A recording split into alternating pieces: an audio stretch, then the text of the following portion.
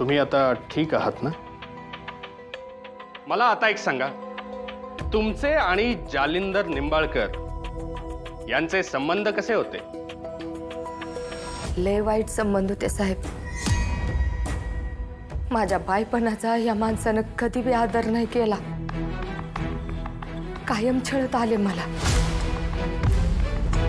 एक गोष्ट सांगा, तुम्हाला मूल बाळ होत नव्हतं म्हणून तुमचा छळ होत होता का? ऑब्जेक्ट माय लॉर्ड. हा काय प्रश्न आहे? छळ करणाऱ्या माणसाला कारण लागत नाही युअर ऑनर. समोरच्या माणसाचे हाल करणं हा त्याचा हेतू असतो. माझे वकील मित्र असे प्रश्न का विचारतात?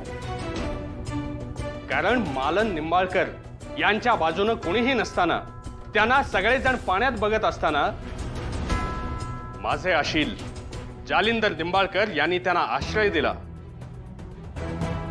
मला माफ करा, जुन्या आठवणीमुळे मालन निंबाळकर यांना त्रास होत असेल तर, पण फॉर्च्युनेटली किंवा अनफॉर्च्युनेटली ही कोर्टाची एक प्रोसिजर आहे आणि त्यासाठी मी काहीच करू शकत नाही. ठीक आहे, तुम्ही कंटिन्यू करा.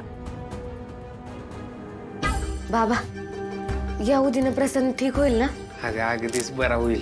हा, तू देऊन तर बघ. ह्या उदीमध्ये सगळ्यांचं कल्याण करण्याची ताकद आहे. हा, ते देते. देते. सावकाशा. पण बाबा, मी काय म्हणते, या उदीने जर सगळ्यांचंच कल्याण होणार आहे तर ही उदी आधी तुम्ही चाटून बघा की. हा, घ्या. मी कसं काय? मी थोडी आजारी आहे. तू त्यालाच दे. हा, घ्या हो. भागू, लवकर जेवण घेऊन ये बाबांचं. ये आता भागू. हा, मी जेवायला बसतो. येते थांबा. हा.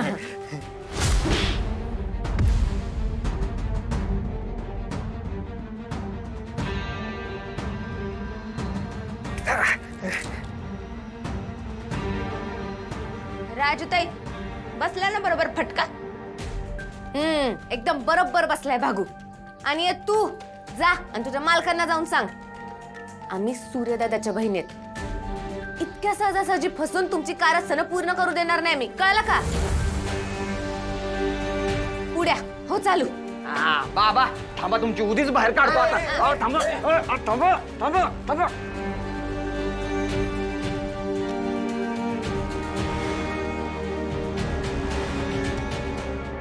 आता मी माझ्या आशिलांना एक प्रश्न विचारू इच्छितो.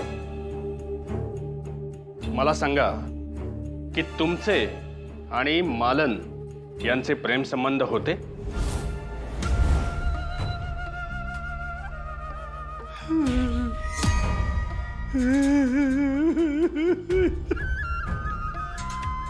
हे बघा, शांत व्हा तुम्ही. हे घ्या पाणी. नको आम्हाला पाणी, नको आम्हाला काय नको. आम्हाला कोर्टाकडे एकच गोष्ट मागायची, आम्हाला मरण द्या, आम्हाला शिक्षा द्या, आम्हाला फाशी द्या. ज्या माणसानं आम्ही जीव लावला, ज्यांना तळ हाताच्या फोडाप्रमाणे जपलं, तीच माणसं आमच्यावर आज नको नको ते आरोप करतायत. आमच्याची बघवत नाही. आमचं चुकलं तरी काय? आमचं काय चुकलं? आमचं काय चुकलं?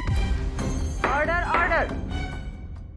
परांजपे, तुम्ही कोर्टाची शिस्त समजावून सांगितली नाहीयेत का यांना? आय एम सॉरी डॅडी, ही वेळ भावूक होण्याची नाहीये.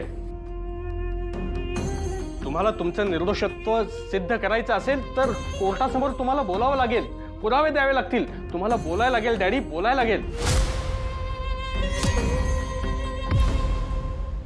काय बोलायचं वकील साहेब, काय बोलायचं?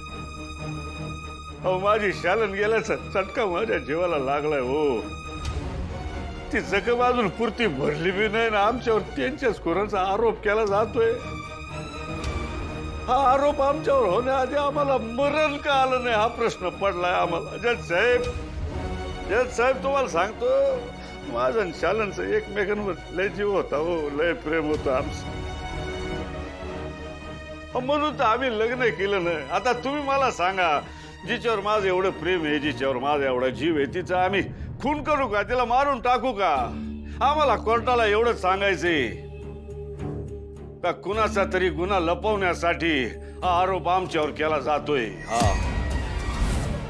तुम्हाला जे काही बोलायचंय स्पष्ट बोला. आम्ही बोलू, आम्ही लाख बोलू, पर ते या कोर्टातल्या प्रत्येकाला पचल का हा प्रश्न आम्हाला पडलाय.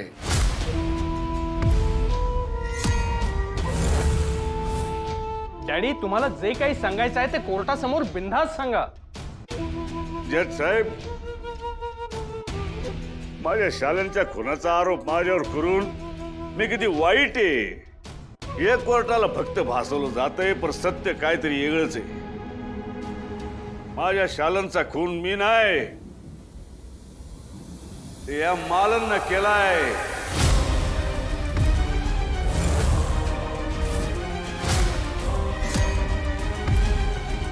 I object my Lord. Jalinder Nimbalkar यांनी केलेले हे आरोप अत्यंत बेसलेस आहेत. इनफॅक्ट शालन निंबाळकर यांच्या खुनाचा मालन निंबाळकर यांच्यावर आरोप केल्याने मालन निंबाळकर यांना त्रास होणार आहे ह्याची त्यांना पूर्ण कल्पना असल्यामुळेच अशा प्रकारचे बिनबुडाचे आरोप करतायत ते माझ्या आशिलांवर. Objection sustain. Thank you your honour. Paranjpe, कोर्टात असे पुरावे नसताना आरोप करता येत नाहीत हे सांगितलं नाहीयेत का तुम्ही यांना? नाही नाही जज साहेब, यात आमच्या वकील साहेबांची काय बी चूक नाही. आम्हीच भावनेच्या भरात सगळं बोलून गेलो, पण का बोलून गेलो असं वाटतंय आम्हाला आता. जज साहेब, शालन गेली तेव्हा तिथं मालन फक्त एकटीच होती, दुसरं कुणीच नव्हतं.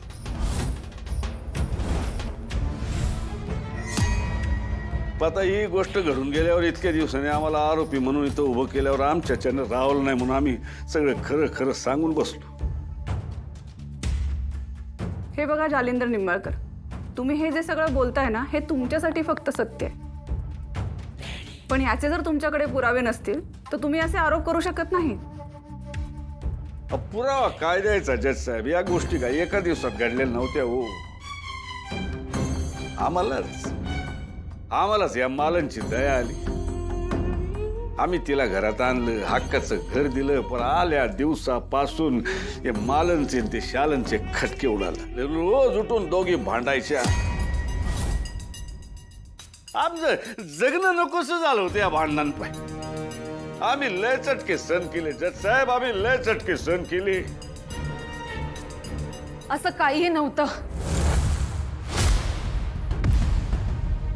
खोटं बोलतायत हे जज साहेब. माझ्या आयांमध्ये अगदी जिव्हाळ्याचं नातं होतं, सख्ख्या बहिणीसारख्या होत्या त्या दोघी जणी.